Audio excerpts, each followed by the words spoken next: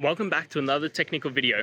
Today, I'll be going through your question, answering it, and hopefully finding that solution that you need. Guys, remember to stay just a little bit crazy, just like me, and hopefully find that resolution you're looking for.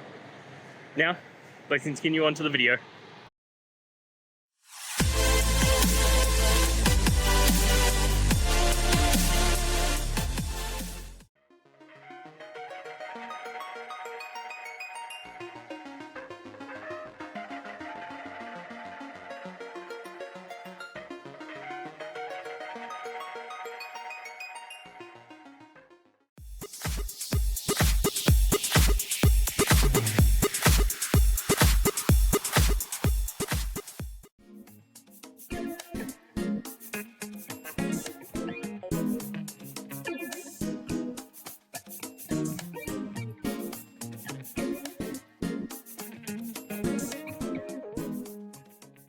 And that's it, guys.